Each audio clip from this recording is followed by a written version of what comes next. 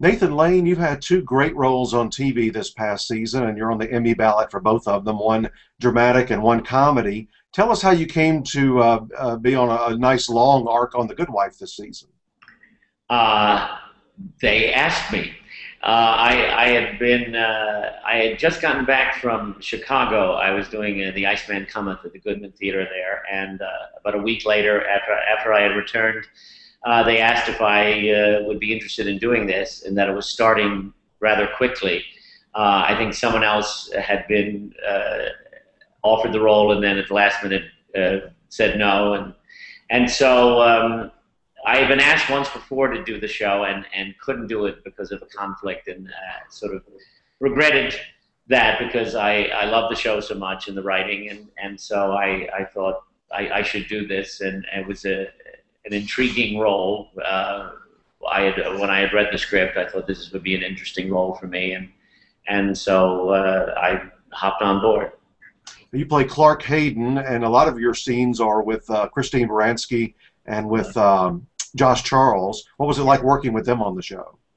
Well, Christine is a very old friend. We've worked together a few times over the years, and she's she comes from the theater, and so that was just a wonderful reunion. And Josh, who I love Josh very much. He's a great guy, and he's a wonderful actor, and he actually directed an episode this season, last season, I should say, and it did a terrific job. And they're a joy to be with because they're total pros, and these hour-long shows it's very long hours. So you spend a lot of time with people, and but they're just great to work with, and so it was a real pleasure all around.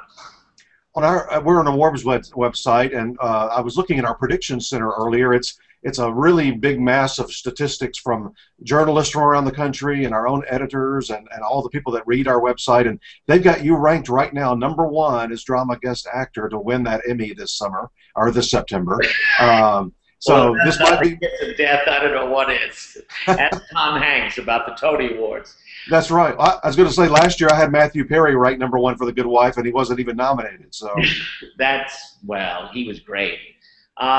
Look, it's all very flattering, and it's nice that people have noticed the performance, and that's.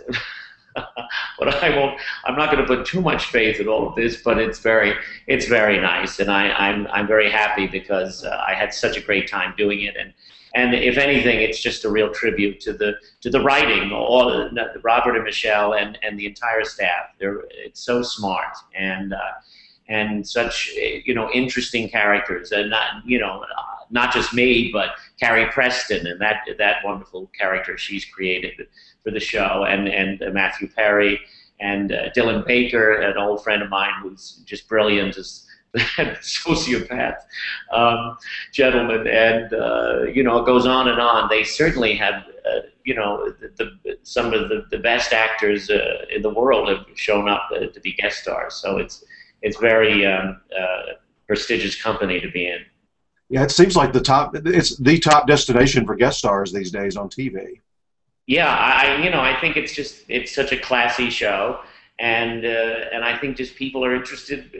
Ultimately it's always going to be about the writing, and I think that's a tribute to them.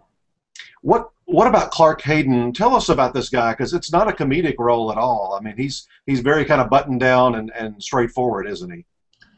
Yes. Well, I think he has to be because of the nature of his job. He can't get too friendly or emotional about any of this, and I mean, he's also sort of manipulative at times with people to see. He plays little psychological games to see what's really going on. I talked about this the other day with another journalist. I sort of created my own backstory for what is behind all this sort of cryptic behavior, and I think he was somebody who did a lot of bad things at one point in his life. I think he was very successful as he's a numbers guy, and I think he probably worked for a big corporation and was asked to do things that weren't quite legal. And I think he got away with a lot of stuff, and I think he became very wealthy and successful and was never caught or punished for it. But I think there was some kind of karmic punishment in that he'd sort of lost his family. His wife left him. He had a son who got into drugs and died of an overdose. And I think he's a very lonely guy. I think he's a bit of a damaged soul. And for the first time, I think, he's something, being back in a law firm. I think initially he wanted to go into law, and he just never took the bar exam. And I think it stirs something in him that he hasn't felt in a while. But I think he's been trying to make up for bad behavior in the past in this new job, and trying to help people. And even though the most interesting thing people say to me is I can't tell whether I should love you or hate you. I don't know what's going. Some people see him as an awful person. That's the perfect kind of character to play as an actor, though, right? The love or hate characters? Yeah, although, America doesn't exactly love ambiguity. They want an answer, and they want it fast. But it certainly is interesting as an actor to play that. It's not that he has a secret, but I think he's not hiding anything. He needs to behave in a certain way so as not to lead people to think, he's going to help them. Or I think he just wants to do what his job entails and get, in this case, people out of bankruptcy.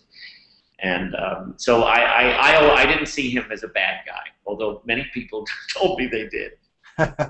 I've got our chat room open too, and if I occasionally see a good question in there, I'm going to ask it. I do see one I like that fits into our conversation right now about The Good Wife. Awardzilla wants to know, your character forms a friendship with Matt's character of Carrie. What do you think of the progression of that friendship, and do you think Clark would maybe work for Carrie in the new firm he's starting? Well, as part of my little backstory, and that it's just for me, I thought the reason he warmed to Carrie is because he reminded him of his son, and for some reason, he was able to open up to him when they started to work together, and so I think it's totally feasible he could wind up working for Carrie now that he's opening his new firm. But that all remains to be seen. I hear they're hard at work now, coming up with whatever that storyline would be. But you're open to returning for another season? Oh, absolutely. Yeah. No, it was great fun. It was such a joy to be around. It's a great set to work on. You mentioned Christine Baranski, and yesterday I pulled out an old DVD I have of the SAG Awards from '97 when your cast won the Best Film Ensemble for The Birdcage, and she was obviously in that with you, and the two of you and Hank Azaria go on stage, and I must admit, all of you seemed very shocked to get that prize. As I recall, I think we were, because it was a comedy, and very often comedy is considered the poor cousin to drama. So, and rarely wins awards. So it was I think we were all surprised, but it was a rather lovely surprise. And I remember that Robin couldn't be there, but I was sad that he wasn't, because he was obviously such a huge part of that movie and had been so kind to me. Well, they often give that award, the Ensemble Award, to a film that's like competing at the Oscars a couple of weeks later in the Best Picture. And I think you were up against English Patient, Shine, and Sling Blade. So, I mean, very dramatic work. Right. What did it mean to you, though? I mean, you've been a member of Screen Actors Guild for a long time. Just to have that acceptance from them.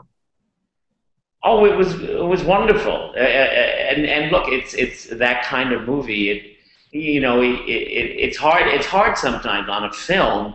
To talk about ensemble work, it's one thing in the theater when you're all together every night, but in many times on a film, there are some people you don't even meet. They're shooting at another point. So if it all feels as if we're all working together and we're all on the same page, as they say. It's you know, it's a remarkable thing, and it's always lovely to get that acknowledgement.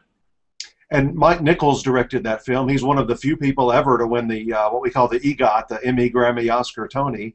Right. What was it like working with Mike?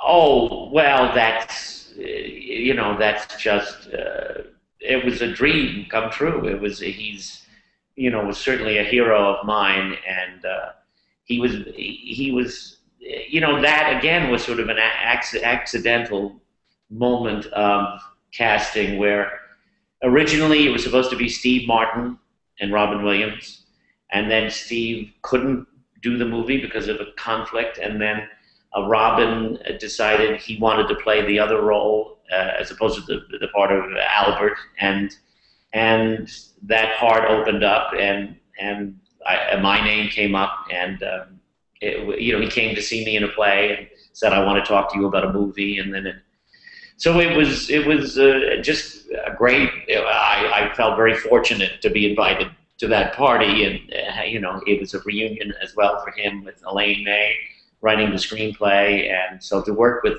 those two icons was extraordinary, and it was this remarkable cast of Eugene Hackman, Diane Wiest, Hank, everybody, Callista Flockhart. You know, she was sort of brand new on the scene, and Dan Futterman. It was we had a great time. It was you know, and doesn't always mean it's going to be a great movie. Sometimes when you have too much fun, the movie is terrible. Sometimes conflict creates a better film, but this time it all worked out, and it was and Mike was the ringmaster, and he's such a, you know, he's also creates such a great atmosphere. He's very loving, compassionate. He loves his actors, and he's, you know, you could, if you heard him giggling over at the monitor, you knew things were going well, and he was, you know, it was one of my favorite experiences in film. Well, another of the EGOT winners, there's only 11 in the history of entertainment, is Mel Brooks, and obviously you work with him on the producers. Yeah. And our Kevin Baker in our chat room wants to know about working with Mel, and also that year, all of you together set the Tony record for the most number of Tonys won for one production. We did. Well, Mel is again a legend and an icon, and someone who, you know, going back to the 2,000-year-old man, I just, you know, I looked up to, and it was a huge influence. So to get to work with him, and especially on something like the producers, it's, you know, it's daunting stepping into the shoes of Zero Mostel and Gene Wilder, but it was, you know, one of the high points of my life in the theater, and Mel was. Yeah, he was terrific. He was very collaborative. I mean, he wasn't directing, so he was just there as the writer, and he allowed Susan Stroman to do her work, and it was again a very happy collaboration, and that was a show that just, I don't know, it was just one of those times when all the right people came together, and the audience wanted it desperately. I've never experienced anything like that, where when we went out of town to Chicago, and we did a dress rehearsal, and they went crazy, and I thought, well, these are real diehard fans, you know, it won't be like that when regular paying theater goers are here, and then it was like that every night, and so it was, you know, it was kind of a magical time in Chicago and then New York, and Mel, you know, it was also one of the sweetest things about it was getting to know him and Anne Bancroft, and you know, having dinners with them. It was just that, you know, she was the cheerleader for the show. She took on that role, and since she was such a brilliant actress, she played it exceptionally well, and she was just so lovely, and we so many fond memories of that show and that time. Well, I must say I've only had a chance to go to New York twice, and my first trip to New York, my family and I went to the producers and saw your cast, the original cast, and it was an awesome evening. Oh, well, thank you very much. Now, moving on to another role, this past year you got to go back to Modern Family again, playing one of the great character names on TV, Pepper Saltzman. You had been nominated for that role 2 years ago at the Emmys, and this year you came back, and I believe that was the golf episode, right? Yes, yes. I love that friendship that your character. Who would have guessed that your character and Ed O'Neill's character would become such good friends? Yeah. I don't know if they still see each other, but I know they had that one day of shopping. But yeah, look, that again, it's another case of these brilliant writers, and I can't remember when it first came up.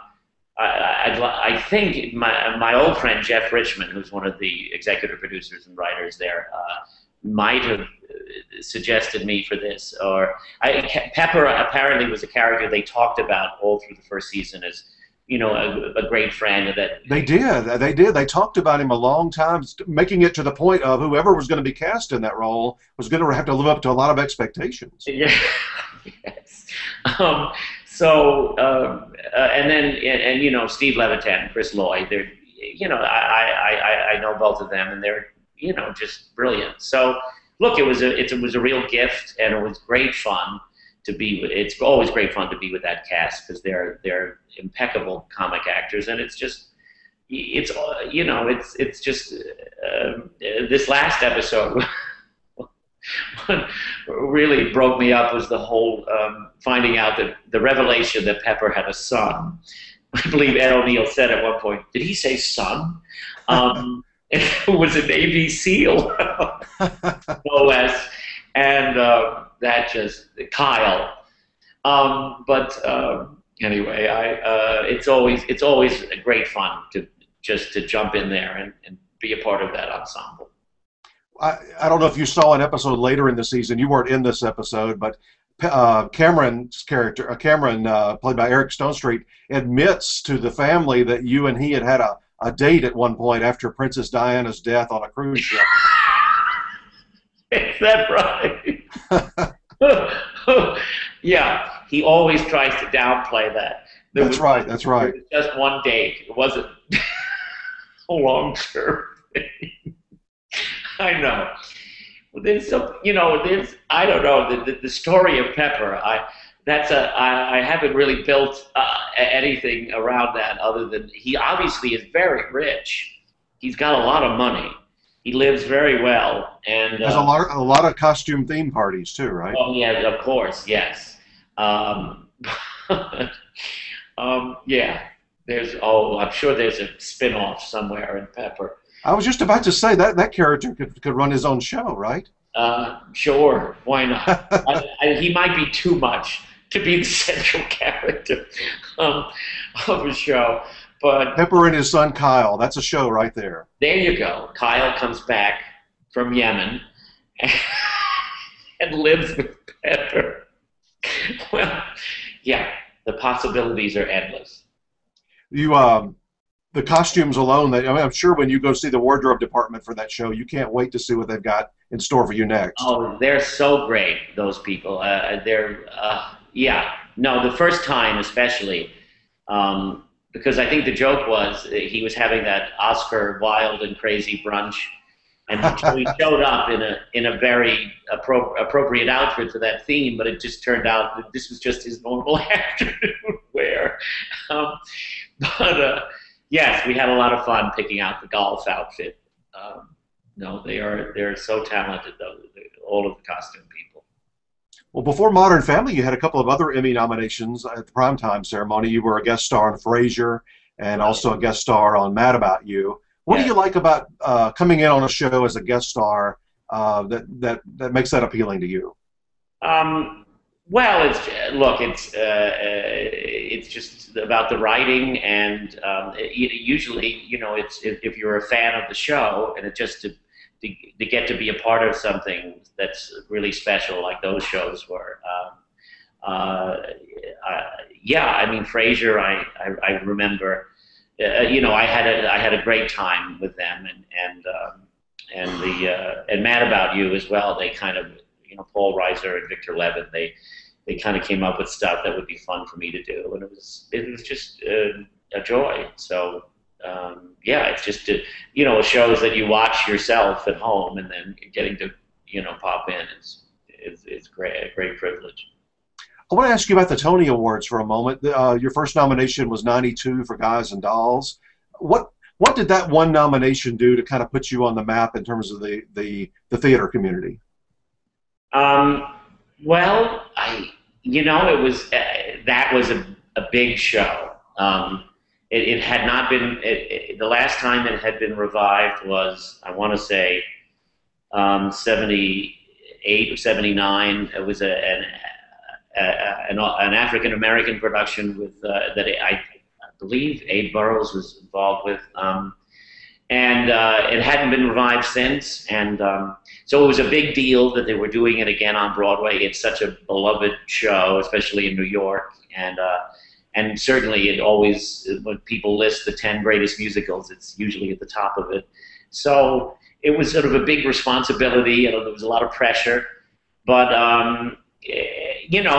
that's just Nathan Detroit is just one of the great roles in musical theater, and even though he doesn't sing very much, it's just a great character and a role that I was particularly fond of, and so it was and then it turned out that the whole production, it turned out to be a huge success, and so that got a lot of attention. And it gave you a theme song whenever you're on with David Letterman.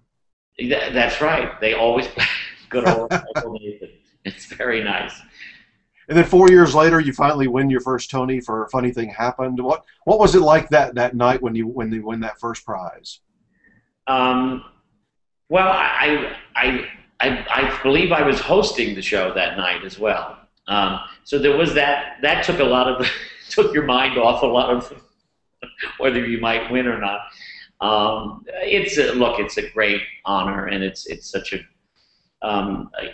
big part of the theater, and at the end of the season, and a celebration of what's happened, and so it was it was a huge thing. It was very exciting, and a show that I loved very much, and so it's one again one of those great parts in the musical theater, Pseudolus.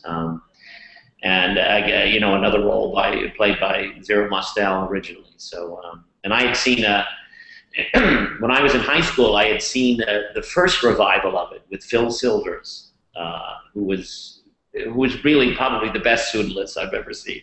It was written for him originally, and he decided not to do it. It just felt like it was too much of the same thing. So. But he was unbelievably funny in it. It was such a great performance. He won a Tony Award as well when he did it. So that was a great memory of mine. So to follow in those footsteps was just a real thrill. And you just received your fourth Tony nomination a few weeks ago for The Nance. Right.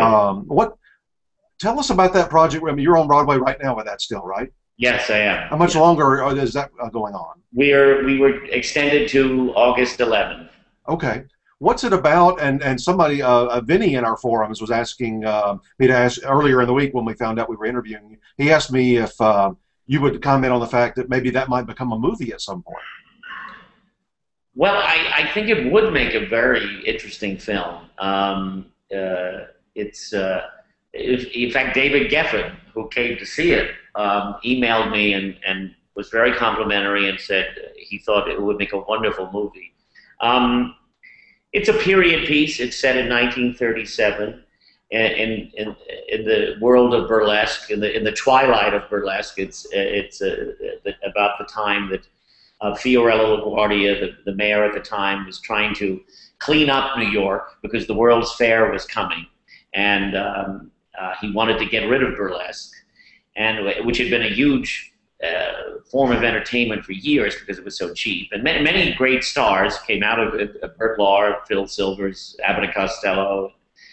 And the character that I play, Chauncey Miles, plays what would have been in burlesque a supporting character, a Nance, which is just as they would caricature ethnic types, he was a caricature of a gay man, a very sort of mincing, effeminate character. And he becomes very popular, which ultimately starts to draw a gay crowd to the theater. The Irving Place Theater is where they work, and which also starts to cause problems because LaGuardia and Paul Moss, the commissioner of licenses, are investigating all these theaters, and so it's it's a very funny play. You get to see the on-stage life you see the sketches, and that it's sort of a cabaret-like structure of you see the on-stage life and the off-stage life, and it's funny and it's very sad, and at the heart of it is a love story of he meets a young man and they get involved, and it's rather surprising and touching, but ultimately his whole belief system is sort of pulled out from under him. He's a Republican and a conservative, which is a different thing in 1937 than it is today.